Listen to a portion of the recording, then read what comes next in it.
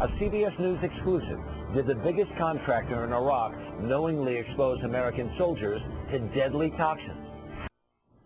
KBR, the controversial military contractor that's raked in more than $28 billion since the beginning of the war in Iraq, may be facing yet another scandal. First, accusations its then parent company, Halliburton, was given the lucrative contract. Then, overbilling. And later, allegations of shoddy construction oversight that resulted in Americans getting electrocuted. Now, some other American soldiers say the company knowingly put their lives at risk. Chief Investigative Correspondent Armin Katayan has this exclusive report. In April 2003, James Gentry of the Indiana National Guard arrived in southern Iraq to take command of more than 600 other guardsmen. Their job, protect KBR contractors working at a local water plant. We didn't question what we were doing. We just knew we had to provide a security service for the KBR. Today, Gentry is dying from a rare form of lung cancer. The result, he believes, of months of inhaling hexavalent chromium, an orange dust, part of a toxic chemical found all over the plant. At least one other Indiana guardsman has already died from lung cancer, and others are said to be suffering from tumors and rashes consistent with exposure to the deadly toxin. I'm a non-smoker. I believe that I received this cancer from the plant in Iraq, southern oil fields in Iraq. Now CBS News has obtained information that indicates KBR knew about the danger months before the soldiers were ever informed. These depositions from KBR employees detailed concerns about the toxin in one part of the plant as early as May of 2003.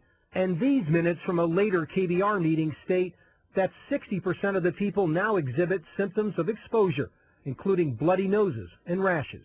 But Gentry says it wasn't until the last day of August 2003, after 4 long months at the facility, that he was told the plant was contaminated. We would have never been there if we would have known.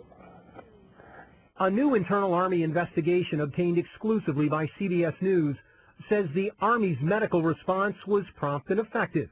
But even after a briefing today, Indiana Senator Evan Bayh says that KBR has a lot to answer for. I think the burden of proof at this point is on the company to come forward and very forthrightly explain what happened, why we should trust them, and why the health and well-being of our soldiers should continue to be in their hands. In a statement, the company told CBS News, "We deny the assertion that KBR harmed troops and was responsible for an unsafe condition."